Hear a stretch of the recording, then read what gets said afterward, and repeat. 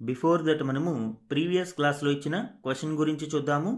వామపక్ష తీవ్రవాదం నేపథ్యంలో ప్రభుత్వం లెగసీ అండ్ థ్రస్ట్ ఏరియాలపై దృష్టి పెట్టడం అనేది ఈ క్రింది వ్యూహాన్ని ప్రతిబింబిస్తుంది. లాస్ట్ క్లాస్లో మనము నక్సల్ ఫ్రీ ఇండియాని అమిత్ షా గారు ప్రకటించడం గురించి డిస్కస్ చేయడం జరిగింది.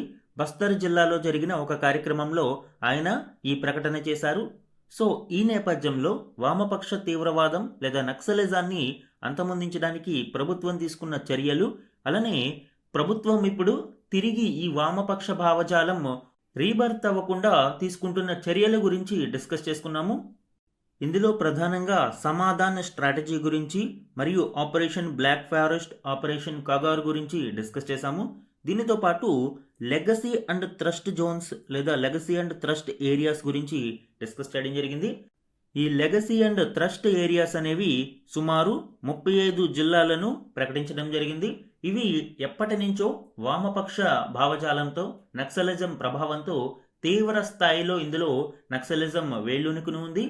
ఈ ప్రాంతంలో తిరిగి వామపక్ష భావజాలం పెరిగే అవకాశం ఉన్న నేపథ్యంలో ఒక ప్రత్యేక పర్యవేక్షణ కోసం వీటిని లెగసీ అండ్ థ్రస్ట్ జోన్స్గా కేటగరైజ్ చేయడం జరిగింది.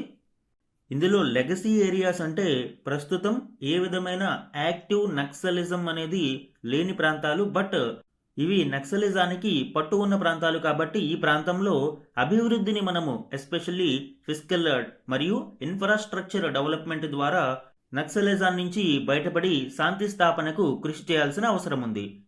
ఇక థ్రస్ట్ ఏరియాస్ అనేవి minimal or no active violence, but భవిష్యత్తులో నక్సలిజం తిరిగి బయటపడే అవకాశం ఉంది ఇలాంటి ప్రాంతాలలో.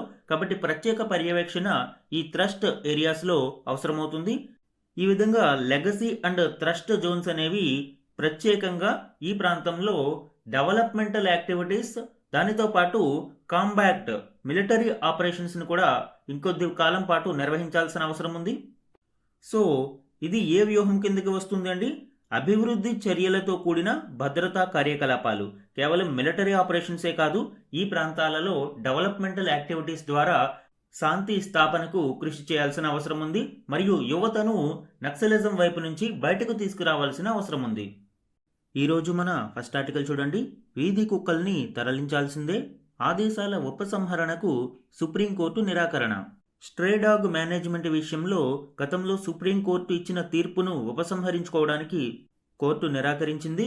వీధి కుక్కల్ని తరలించాల్సిందేనని మరొకసారి స్పష్టం చేసింది. దీనికి సంబంధించిన డీటెయిల్స్ ఇప్పుడు చూద్దాం. భారత రాజ్యాంగం ఆర్టికల్ 21 ప్రకారం రైట్ టు లైఫ్ అనేది ఇచ్చింది. రైట్ టు లైఫ్ అంటే కేవలం మియర్ లివింగ్ కాదు, లివ్ విత్ డిగ్నిటీ, గౌరవప్రదంగా జీవించే హక్కు ఆర్టికల్ 21లో భాగం. ఇది ఒక ప్రాథమిక హక్కు కాబట్టి కుక్క కాటు భయం లేకుండా స్వేచ్ఛగా సంచరించే హక్కు కూడా ఈ గౌరవప్రదంగా జీవించే హక్కులో ఇమిడి ఉంటుంది అని సుప్రీంకోర్టు పేర్కొంది. ఆర్టికల్ 21 అనేది సుప్రీంకోర్టు అనేక రైట్స్ని ఇన్ఫర్ చేయడానికి ఇక్కడ దీనిని ఒక ప్రధాన ఆయుధంగా తీసుకుంటుంది అండి. గౌరవప్రదంగా జీవించడం అనేది అనేక విషయాలను ఇమిడి ఉంటుంది కాబట్టి సుప్రీంకోర్టు ఈ ఆర్టికల్ 21ని ఉపయోగించి ఇప్పుడు ఈ నిర్ణయాన్ని సమర్థించింది. అదృష్టం మీద ఆధారపడి పిల్లలు, వృద్ధులు బతకాల్సిన సమాజాన్ని రాజ్యాంగం ఊహించలేదు అని తెలిపింది. గతంలో సుప్రీంకోర్టు ఇచ్చిన తీర్పు ఏంటండి? జనసంచార ప్రదేశాల నుంచి వీధి కుక్కలను తరలించి వాటికి సంతాన నిరోధక చికిత్సలను, ఏబీసీ అంటారు, యానిమల్ బర్త్ కంట్రోల్ మెథడ్స్, ఈ చికిత్సలను స్ట్రే డాగ్స్కు చేయాలి అని గతంలో సుప్రీంకోర్టు తీర్పు ఇచ్చింది. ఇప్పుడు ఆ తీర్పులో మార్పులు చేయబోమని తేల్చి చెప్పింది. చిన్నపిల్లలు, విదేశీ పర్యాటకులు, వృద్ధులు, మహిళలు ఎందరో కుక్కకాటు బాధితులుగా మారిన ఘటనలను ధర్మాసనం విస్మరించదు అని స్పష్టం చేసింది. అలానే ఈ వీధి కుక్కల బెడదను రూపుమాపడానికి అవసరమైన మౌలిక వసతులను మెరుగుపరచాలి అని రాష్ట్రాలు, కేంద్రపాలిత ప్రాంతాలకు మరియు వివిధ సంస్థలకు ఆదేశాలు జారీ చేసింది. అలానే భారత జంతు సంక్షేమ బోర్డు మార్గదర్శక నిబంధనలను దేశంలోని అన్ని రాష్ట్రాలు ఖచ్చితంగా అమలు చేయాలి అని సుప్రీంకోర్టు ఆదేశించింది. ఈ నిబంధనల ప్రకారం ప్రతి జిల్లాలో కనీసం ఒక పూర్తి స్థాయి ఏబీసీ సెంటర్ అంటే జంతు జనన నియంత్రణ, యానిమల్ బర్త్ కంట్రోల్ సెంటర్ను ఏర్పాటు చేయాలి అని స్పష్టం చేసింది. దీనితో పాటు జాతీయ రహదారులపై సంచరించే పశువుల సమస్యను కాల పరిమితిలోగా పరిష్కరించాలి అని తెలిపింది.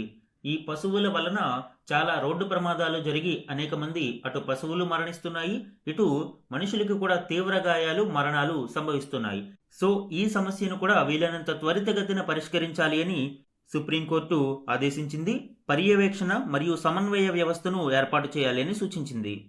అలానే వీధి కుక్కల నిర్వహణ సమస్యను ఇకపై దేశవ్యాప్తంగా ఉన్న సంబంధిత హైకోర్టులు పర్యవేక్షించాలి అని, మరియు తమ ఉత్తర్వులు అమలు జరిగేలా చూసేందుకు హైకోర్టులు సుమోటోగా విచారణ చేపట్టాలి అని పేర్కొంది.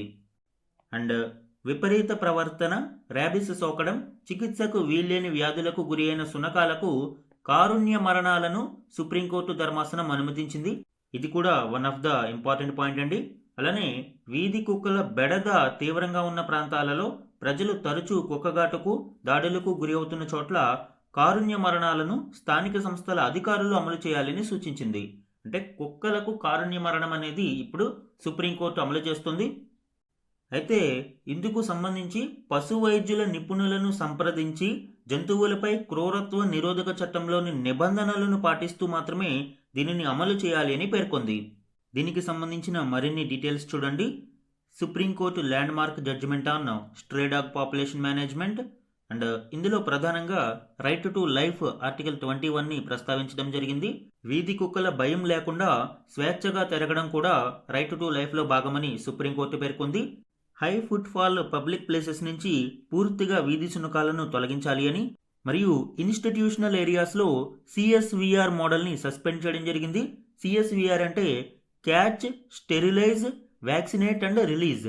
ఇందులో వీధి కుక్కలను పట్టుకుని తరువాత వాటికి స్టెరిలైజేషన్ అంటే గర్భ నిరోధక విధానాన్ని వాటికి చేసిన తరువాత వ్యాక్సినేషన్ చేసి రిలీజ్ చేసే మోడల్నే CSVR మోడల్ అంటాము. సో అటువంటి విధానాన్ని సస్పెండ్ చేయడం జరిగింది.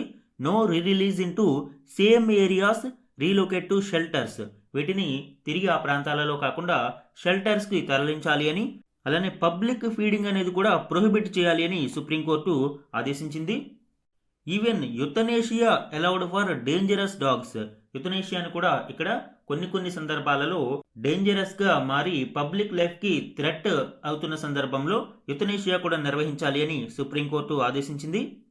అయితే ఇందులో must be carried out legally and humanely and under ABC rules 2023 మరియు PCA act 1960, prevention of cruelty to animals act 1960 ప్రకారం ఈ విధానాలు ఉండాలి అని సుప్రీంకోర్టు ఆదేశించింది. అలానే మౌలిక సదుపాయాలు కల్పించాలి అని, at least 1 full functional ABC centre ప్రతి జిల్లాలోనూ ఉండాలి అని, మరియు అన్ని గవర్నమెంట్ మెడికల్ ఫెసిలిటీస్లోనూ యాంటీ రేబీస్ వ్యాక్సిన్స్ వంటివి అందుబాటులో ఉండాలి అని, మరియు హైవేలు మరియు ఎక్స్ప్రెస్ వేలలో స్ట్రే డాగ్స్ని మరియు క్యాటిల్ని తొలగించడానికి NHAI మెకానిజం అమలు చేయాలి అని సుప్రీంకోర్టు ఆదేశించింది. అలానే ఈ స్ట్రే డాగ్స్ని తొలగించే ప్రక్రియలో legal protection for officials and strict accountability అనేది ఇక్కడ పాటించాలి. అలానే తమ ఆదేశాలు అమలు అయ్యే విధంగా హైకోర్టులు చర్యలు తీసుకోవాలి అని, సుమోటోగా విచారణను స్వీకరించాలి అని సుప్రీంకోర్టు పేర్కొంది. అదేవిధంగా స్టేట్ గవర్నమెంట్స్ని లైక్ తమిళనాడు, రాజస్థాన్ ఈ రాష్ట్రాలలో డాగ్ బైట్స్ అనేవి చాలా విపరీతంగా పెరిగాయి. ఇటువంటి రాష్ట్రాలను సుప్రీంకోర్టు క్రిటిసైజ్ చేయడం చూడవచ్చు. సో ఇది స్ట్రే డాగ్స్కి సంబంధించి ఇటీవల సుప్రీంకోర్టు ఇచ్చిన హిస్టారికల్ జడ్జిమెంట్కి సంబంధించిన కీలక డీటెయిల్స్. మన నెక్స్ట్ ఆర్టికల్ చూడండి. చందమామ ఉపరితలం 2 పొరల నిర్మాణం తేల్చి చెప్పిన చంద్రయాన్ 3 ప్రయోగం. చంద్రయాన్ 3లోని విక్రమ్ ల్యాండర్ నిర్వహించిన ప్రయోగంలో ఒక కీలక విషయం వెల్లడైంది. దీనికి సంబంధించిన డీటెయిల్స్ ఇప్పుడు చూద్దాం. చంద్రుడి ఉపరితలం మొత్తం ఒకే ధూళి కుప్పలా లేదు అని, అది కేక్ తరహాలో 2 పొరలతో కూడి ఉంది అని ఇస్రో తెలిపింది. చంద్రయాన్ 3 మిషన్కు సంబంధించిన విక్రమ్ ల్యాండర్ నిర్వహించిన ఒక ప్రయోగంలో ఇది వెల్లడైందని వివరించింది. చంద్రుడి ఉపరితలం నిరంతరం చిన్నపాటి ఉల్కల ఢీకి లోనైందని ఈ 2 పొరలు స్పష్టం చేస్తున్నాయి. జాబిల్లి పైపొర గట్టిపడినప్పటి నుంచి ఇదే పరిస్థితి నెలకొంది అని ఇస్రో తెలిపింది. ఈ ప్రయోగానికి సంబంధించిన డీటెయిల్స్ చూడండి. ఇది ఒక అన్ఎక్స్పెక్టెడ్ బ్రేక్ త్రూగా చెప్పవచ్చు. ఆగస్టు 23, 2023లో విక్రమ్ ల్యాండర్ సక్సెస్ఫుల్గా మూన్ సర్ఫేస్ మీద ల్యాండ్ అవడం జరిగింది. అయితే సెప్టెంబర్ 2, 2023లో ఇస్రో శాస్త్రవేత్తలు హాప్ ఎక్సర్సైజ్ నిర్వహించారు. హాప్ ఎక్సర్సైజ్ అంటే ఇక్కడ ఇంజిన్ని ఇగ్నైట్ చేస్తారు. ఈ ఇంజిన్ని ఇగ్నైట్ చేయడం వలన విక్రమ్ ల్యాండర్ సుమారు 40 సెంటీమీటర్ల ఎత్తుకు పైకి లేచి 30 నుంచి 50 సెంటీమీటర్ల దూరంలోకి షిఫ్ట్ అవ్వడం జరిగింది. అయితే ఇది నార్మల్గా జరిగే ఎక్సర్సైజ్ అయినా ఇందులో ఒక కీలక విషయం వెల్లడైంది. ఈ ప్రయోగంలో ఇంజిన్ యొక్క ఎగ్జాస్ట్ ఒక బ్లోయర్ లాగా పనిచేసి టాప్ లేయర్ని స్ట్రిప్ ఆఫ్ చేసింది. అంటే అక్కడ ధూళి అంతా కూడా చెల్లాచెదురైపోయింది. ఇదే సమయంలో విక్రమ్ ల్యాండర్లో ఉన్న వన్ ఆఫ్ ద పేలోడ్ చాస్ట్, ఈ చాస్ట్ అనేది చంద్రాస్ సర్ఫేస్ థెర్మోఫిజికల్ ఎక్స్పెరిమెంట్. ఇది అక్కడ ఉన్న ప్రాపర్టీస్ని మెజర్ చేయడం జరిగింది. ఇందులో చంద్రుని ఉపరితలం యొక్క 2 లేయర్ లేఅవుట్ అనేది బయటపడింది. దీని ప్రకారం చంద్రుని యొక్క అప్పర్ లేయర్ 0 నుంచి 3 సెంటీమీటర్ల ఈ అప్పర్ లేయర్ అనేది loose super porous fluffy fine lunar డస్ట్తో కలిగి ఉంటుంది. అంటే చాలా సున్నితమైన చంద్రుని ధూళితో ఈ మొదటి పై లేయర్ ఉంటుంది. దీని బల్క్ డెన్సిటీ కూడా తక్కువగా ఉంటుంది అండి. 750 kg/m³ బల్క్ డెన్సిటీ కలిగి ఉంటుంది. బట్ హయ్యర్ థర్మల్ కండక్టివిటీ అనేది ఉంటుంది కంపేర్డ్ టు లోయర్ లేయర్తో పోలిస్తే. ఇక సెకండ్ లేయర్ లోయర్ లేయర్ అనేది 3 to 6.5 సెంటీమీటర్ డెప్త్లో మనం చూడవచ్చు. ఇది tightly packed older compacted lunar material. ఇది ఓల్డ్ మెటీరియల్ మరియు టైట్లీ ప్యాక్డ్, చాలా దగ్గరగా ఉంటుంది. ఇది చాలా లూజ్ శాండ్లా ఉంటుంది, ధూళిగా ఉంటుంది ఇది. బట్ ఇది కాంపాక్ట్ మెటీరియల్, టైట్లీ ప్యాక్డ్. 6.5 సెంటీమీటర్ల డెప్త్లో మనం చూసినప్పుడు దీని యొక్క డెన్సిటీ అరౌండ్ 1600 kg/m³. అంటే పైన ఉన్న టాప్ లేయర్తో పోలిస్తే మోర్ దాన్ డబుల్ డెన్సిటీ అనేది ఇక్కడ కనిపిస్తుంది. అలానే 5 times more cohesive grippy material ఇక్కడ మనం చూడవచ్చు. ఇది భవిష్యత్తులో ఆస్ట్రోనాట్స్కి ఏ విధంగా సహాయపడుతుంది? వాకింగ్ ఆన్ సర్ఫేస్ టాప్ లేయర్లో ఏ విధంగా ఉంటుంది అంటే, ఒక డ్రై ఫ్లోర్ అంటే ఏదైనా ఒక వరి పిండి పొడి పొడిగా ఉండే పిండి మీద నడుస్తుంటే ఎంత స్మూత్గా ఉంటుందో, సో అటువంటి పిండి మీద నడుస్తున్నట్టు అనిపిస్తుంది. అట్ ది సేమ్ టైమ్ కొన్ని సెంటీమీటర్లు డెప్త్కి వెళ్లే కొద్ది feels like walking on damp stiff clay, బంకమట్టి మీద నడుస్తూ ఉంటే ఏ విధంగా ఉంటుందో అటువంటి రెసిస్ట్ మూవ్మెంట్ అనేది ఇక్కడ చూడవచ్చు. భవిష్యత్తులో మానవ సహిత యాత్రలు చేపట్టినప్పుడు చంద్రుని మీదకి ఈ విషయాలు మనకి సహాయపడతాయి. Why this discovery matters? ఎందుకు ఇది మనకి కీలకం అంటే, origin and zoology proof of micro meteorite bombardment. చంద్రుని ఉపరితలం కొన్ని బిలియన్ సంవత్సరాల పాటు అనేక ఉల్కదాడులకు గురి అయి ఈ విధంగా మారింది. అండ్ వాటర్ ఐస్ ఎక్స్ట్రాక్షన్లో ఈ ప్రయోగం కీలకముండి. ఆల్రెడీ మనకి తెలుసు చంద్రుని ఉపరితలం మీద ఐసీ క్రిస్టల్స్ ఉన్నాయని. సో ఇప్పుడు ఈ icy crystals water ice extraction కొరకు చేసే డ్రిల్లింగ్ అనేది ఎక్కడ నిర్వహిస్తే బాగుంటుంది అనేది ఈ ప్రయోగంతో మనకి మరింత క్లారిటీ వస్తుంది. డ్రిల్లింగ్స్ సమయంలో ఈ టాప్ పోరస్ లేయర్ అనేది థర్మల్ బ్లాంకెట్గా సహాయపడుతుంది. బేస్ కన్స్ట్రక్షన్, ఫ్యూచర్ హ్యాబిటేషన్స్ కొరకు ఇంజనీర్స్కి కూడా ఇది కీలక విషయాలను వెల్లడిస్తుంది అండి. ప్రిసైజ్ సాయిల్ స్టెబిలిటీ డేటా అనేది ఇక్కడ మనకి పనికొస్తుంది. సో ఈ విధంగా విక్రమ్ ల్యాండర్ ల్యాండ్ అయిన శివశక్తి పాయింట్ వద్ద ఈ ప్రయోగం ఇప్పుడు భవిష్యత్తులో ల్యూనార్ సర్ఫేస్ మీద మరిన్ని ప్రయోగాలకు నాంది పలుకుతుంది. మన నెక్స్ట్ ఆర్టికల్ చూడండి. హరిత అడుగులు కలిసి వేద్దాం, భారత్ నార్డిక్ చర్చల్లో మోదీ. ఈ ఆర్టికల్ నార్వేలోని ఓస్లోలో నిర్వహించిన 3rd ఇండియా నార్డిక్ సమ్మిట్లోని కీలక అవుట్కమ్స్ గురించి వివరిస్తుంది. ప్రీవియస్ క్లాస్లో ఈ సమ్మిట్ గురించి మనము డిస్కస్ చేసాము. ఇప్పుడు ఈ సమ్మిట్ యొక్క అవుట్కమ్స్ మీద మనం ఫోకస్ చేద్దాం. హరిత సాంకేతికత, నవకల్పనల రంగంలో వ్యూహాత్మక భాగస్వామ్యం ద్వారా భారత్ నార్డిక్ దేశాలు దీర్ఘకాల బంధాన్ని కొనసాగించనున్నాయని ప్రధాని మోదీ పేర్కొన్నారు. నార్వేలోని ఓస్లోలో జరుగుతున్న భారత్ నార్డిక్ దేశాల 3వ సదస్సులో ఆయన పాల్గొన్నారు. శుద్ధ ఇంధనం, డిజిటలీకరణ, వాణిజ్యం వంటి అంశాలపై ఐస్లాండ్ ప్రధాని, ఫిన్లాండ్ ప్రధాని మరియు డెన్మార్క్ తాత్కాలిక ప్రధాని ఈ సదస్సుకు ముందు ప్రధాని మోదీతో చర్చలు జరిపారు. మత్స్య పరిశ్రమ, కార్బన్ను ఒడిసిపట్టి నిల్వ చేయడం, భూగర్భ వేడిమి నుంచి విద్యుత్తును ఉత్పత్తి చేయడం వంటి అంశాలపై చర్చించారు. సదస్సులో స్వీడన్ ప్రధాని ఉల్ఫ్ క్రిస్టర్సన్ కూడా పాల్గొన్నారు. ఈ సదస్సుకు సంబంధించిన కీలక అవుట్కమ్స్ చూడండి. ముఖ్యంగా స్ట్రాటజిక్ పార్ట్నర్షిప్ అప్గ్రేడ్, భారత్ మరియు నార్డిక్ దేశాల మధ్య బంధాన్ని trusted green technology and innovation strategic పార్ట్నర్షిప్గా అప్గ్రేడ్ చేయడం జరిగింది. ఇది నార్డిక్ సస్టైనబిలిటీని ఇండియన్ స్కేల్లోకి తీసుకురావడానికి అవకాశం కల్పిస్తుంది. ఇక ఎకనామిక్ కోఆపరేషన్లో మనం చూసినప్పుడు already India European union free trade agreement అనేది ఒప్పందంలోకి వచ్చింది. ఇందులో ఈ నార్డిక్ కంట్రీస్ కూడా వస్తాయి. అలానే దీనితో పాటుగా ఒక ప్రత్యేక trade and economic partnership agreement అనేది ఇండియా ఈఎఫ్టీఏ మధ్య ఉంది. ఈ నార్డిక్ దేశాలలోని ఐస్లాండ్ మరియు నార్వే కూడా ఈ ఈఎఫ్టీఏలో భాగంగా ఉన్నాయి. కాబట్టి ఈ ఈఎఫ్టీఏ అగ్రిమెంట్ ద్వారా సుమారు $100 బిలియన్ ఇన్వెస్ట్మెంట్ లక్ష్యంగా ఇరువైపులా చర్చలు జరిగాయి. అలానే sustainability and tech focus, especially decarbonisation విషయంలోనూ, గ్రీన్ షిప్పింగ్కి సంబంధించి carbon capture technology and lead it 2.0 initiative, India మరియు స్వీడన్ ఈ ఇనిషియేటివ్ని ప్రారంభించాయి. Heavy industries like steel, cement, chemicals, aviation, shipping ఇలాంటి వాటిలో లో కార్బన్ ట్రాన్సిషన్ ఇనిషియేటివ్స్ కోసం ఈ లీడ్ ఇట్ 2.0 సెకండ్ ఫేజ్ని తీసుకురావడం జరిగింది. ఇప్పుడు ఐస్లాండ్ కూడా ఇందులో పార్టిసిపేట్ చేస్తుంది. ఇక స్పేస్ అండ్ ఇన్నోవేషన్లో మనం చూసినప్పుడు space cooperation between ISRO and Norway, Swedish participation in India's Venus mission ఇందులో ప్రధానంగా చూడవచ్చు. ఇండియా యొక్క శుక్రగ్రహానికి సంబంధించిన వీనస్ మిషన్లో స్వీడన్ ఇప్పుడు పార్టిసిపేట్ చేయనుంది. ఇక జియో పొలిటికల్ సపోర్ట్ మనం చూస్తే భారతదేశానికి యుఎన్ఎస్సి పర్మనెంట్ సీటు కోసం ఈ దేశాలు మద్దతు ఇస్తూ ఉన్నాయి. అలానే న్యూక్లియర్ సప్లయర్స్ గ్రూప్ మెంబర్షిప్ ఎన్ఎస్జిలో భాగస్వామ్యం అవ్వడానికి కూడా ఈ దేశాలు భారత్కు మద్దతు తెలియజేశాయి. సో ఇది 3వ ఇండియా నార్డిక్ దేశాల శిఖరాగ్ర సమావేశానికి సంబంధించిన కీలక అవుట్కమ్స్ అండి. ఎస్పెషల్లీ గ్రీన్ టెక్నాలజీ మీద మరియు కార్బన్ క్యాప్చర్ ఎమిషన్స్ మీద వీళ్ళు ఫోకస్ చేయడం జరిగింది.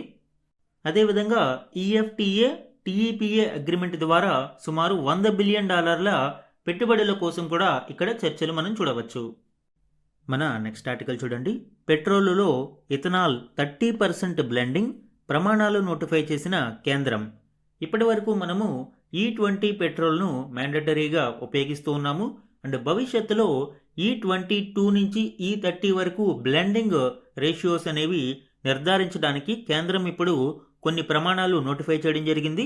దానికి సంబంధించిన డీటెయిల్స్ ఇప్పుడు చూద్దాం. పెట్రోలులో 30% వరకు ఇథనాల్ కలపడానికి సంబంధించిన ఇంధన ప్రమాణాలను భారత ప్రభుత్వం నోటిఫై చేసింది. ఇథనాల్ వాడకాన్ని పెంచడం ద్వారా ముడి చమురు దిగుమతులు తగ్గించాలి అన్నది ప్రభుత్వం ప్రయత్నం. ఈ మేరకు E22, E25, even E27, E30 ethanol blending ప్రమాణాలను భారతీయ ప్రమాణాల మండలి BIS నోటిఫై చేసింది. దీనివలన E30 వరకు అవసరమైన బ్లెండింగ్ మెజర్స్ కోసం అవసరమైన సాంకేతిక ప్రమాణాలు సిద్ధమవుతాయి. 2030 నాటికి E20 లక్ష్యాలను సాధించాలి అని మనము టార్గెట్ పెట్టుకున్నాము.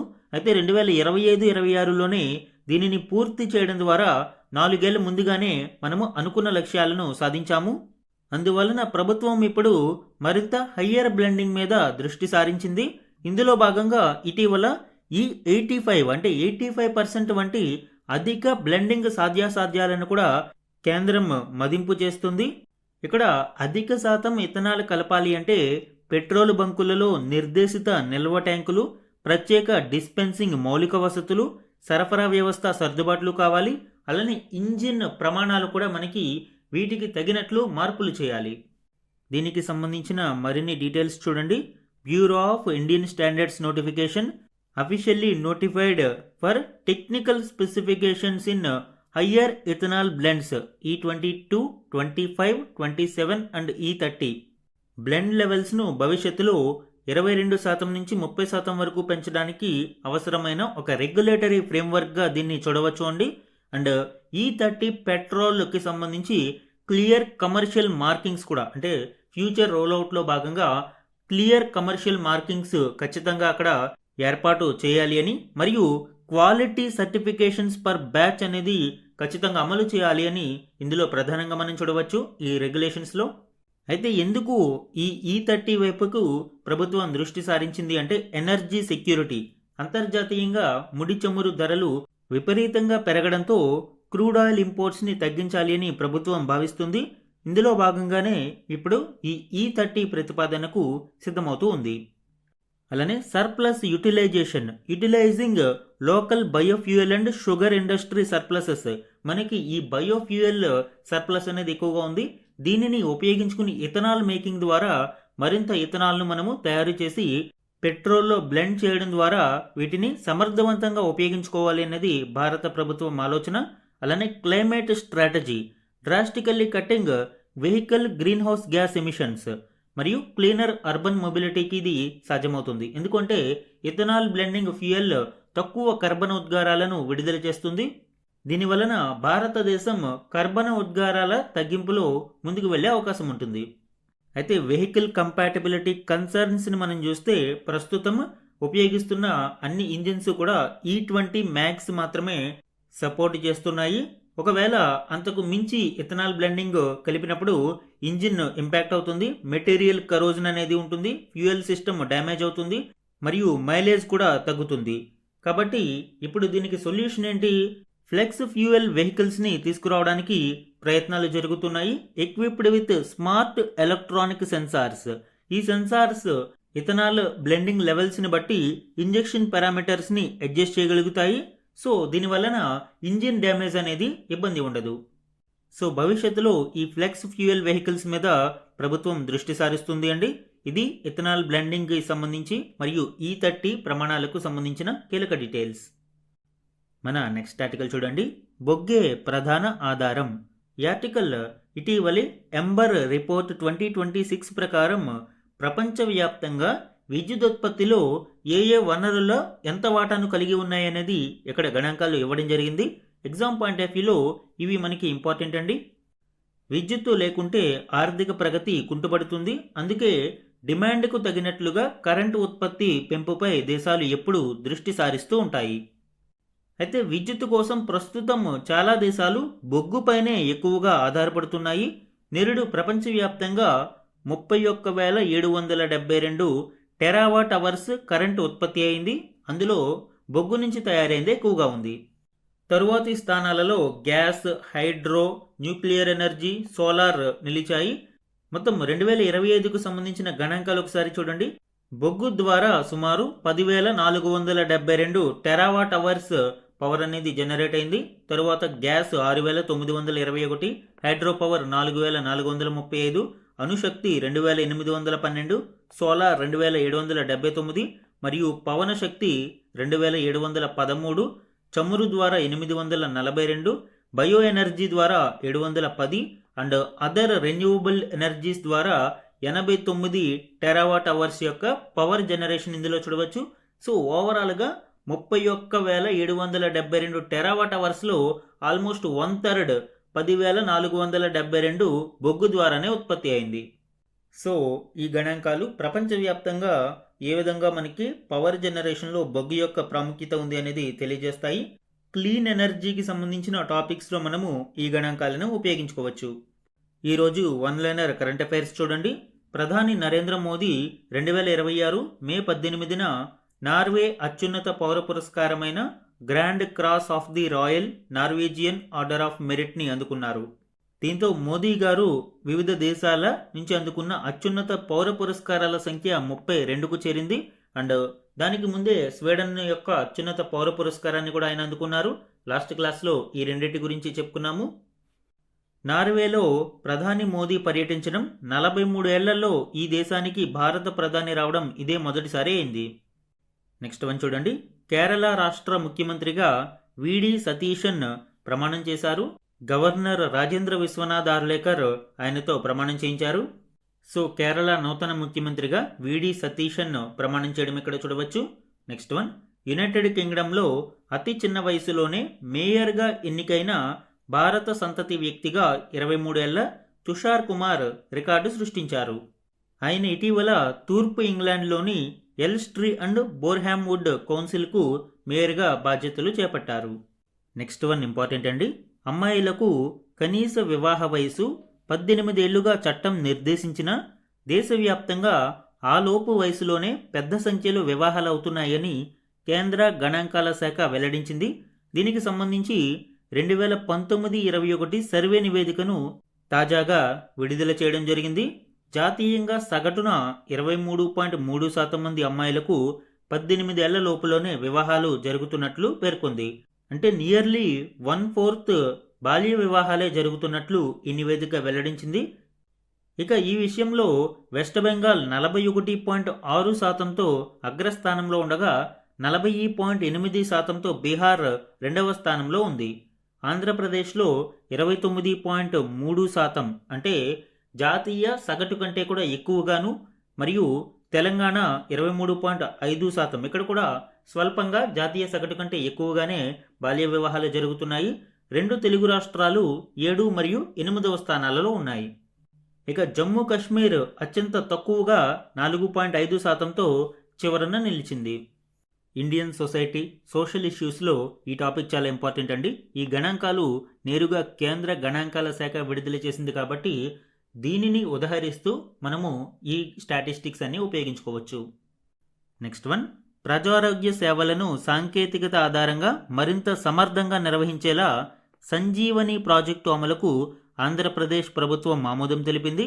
ఈ మేరకు ఉత్తర్వులు జారీ అయ్యాయి.